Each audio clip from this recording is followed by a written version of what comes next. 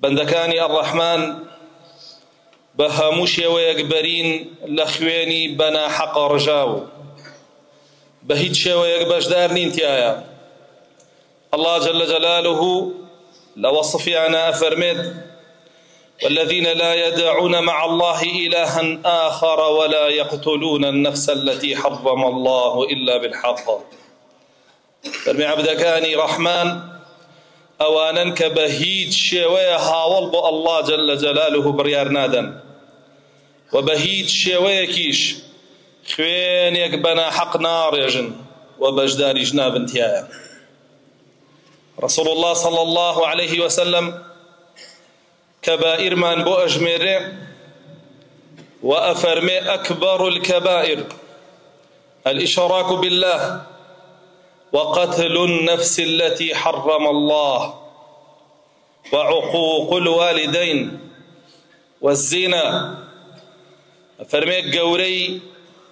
هموتا وانا قوركان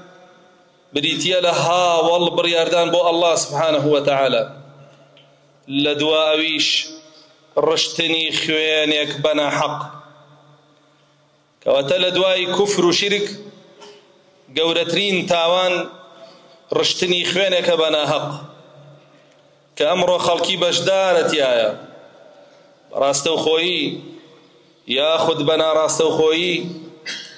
هيج بيرك شيلي ناكاتو كأبيد باجي زور قرس بدال سري الله سبحانه وتعالى لقرآن فرمي ولا تقتلوا النفس التي حرم الله إلا بالحق بهيت شوي نكن بريجن خوينك كالله جل جلاله لسرتاني حرام كردوا بنا حق ذلكم وصاكم به أو وصيتي الله يا بو إيوه آمشقاري الله جل جلاله بو إيوه لعلكم تعقلون بالكو لو آموشقارية پندورگرن و عاقل بن وإناقن جا إنسان خاوني عقل بي بتايبت عقلك سلامة دسي بشيت أخوينك بنا حق بيرجت بهيت شويك رسول الله صلى الله عليه وسلم فرموديك فرمي همو تاوانك كإنسانك الله جل جلاله لي خوش به بلام ها والبرياردان بو الله جل جلاله كفر شرك الله جل جلاله بهيت شوي لي خوش نابه دواء ويشي رشتني خوينك بنا حق الله جل جلاله لقاتل خوش نابه هتا وكو حقي مقتولكي بور نقره رسول الله صلى الله عليه وسلم فرموديكي صحيحة بومن باسك أفرمي يجاء يوم القيامة بالقاتل والمقتول المقتول يصغب أوداجه دما أفرمي لروجي قيامته بكوجو كجرا وراء وستينرين وبانكرين كجرا وكا شوين بريناكاني خويني لأتوري يقدم قاتله بكوشكي بيش خويكا هتاوكو أيباتا بردستي الله سبحانه وتعالى فيقول يا رب سله لما قتلني فرمي أي پروردگارم برسيار ألو بك مني كشتوا بو مني كشتوا بو چي مني كشتوا لپيناوي چيا بو چي أو جياني تو پيد بخشي بوم أو كوتاي پيهنا پي بلي بو چي الله جل جلاله برسياري ليك لما قتلته وشي كشتوتا فيقول ليكون العزة لفلان لبرشي كشتوما عزة بو فلان كسبه بياو كجي أو بوم عزة بو خوم به عزة بو برام به بو كسوكارم به لبرو كشتوما شكو قوري بيرمو بو غيري تو أي پروردگارم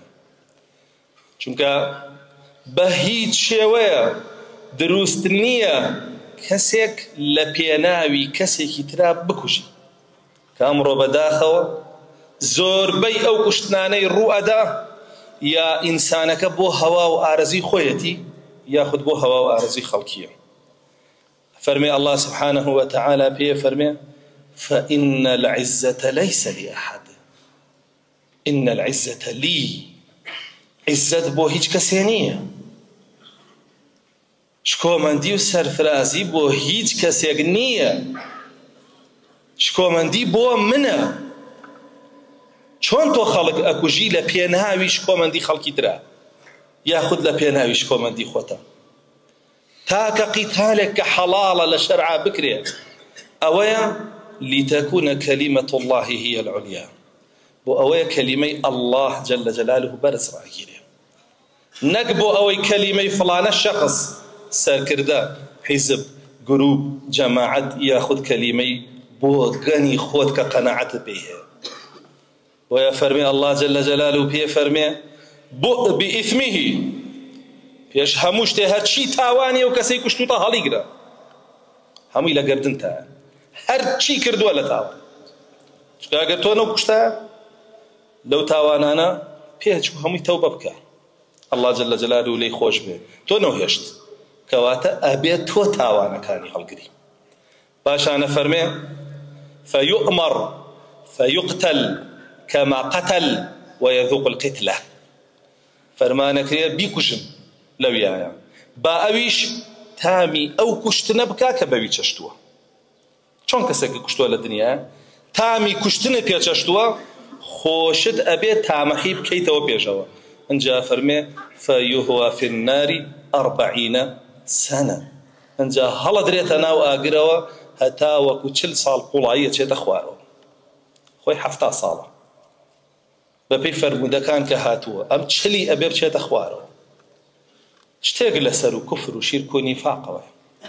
کە پێوەی بمری پەنا بە ئەڵڵا وەیە ئینسان لە دنیایە ئەبێ دڵ و دەرونی خۆی وا ڕابهێنێ خوێنێک حەرام بێ نابێ من بیڕێژم لە دنیایە ئەتکاتە دەرەوە لە بەندەکانی ئەڕەحمان لقيامتي شاءت كات درو للرحم الرحمن هتاوكو رزقارت ببيلي بطاق بونا ودلي بآقر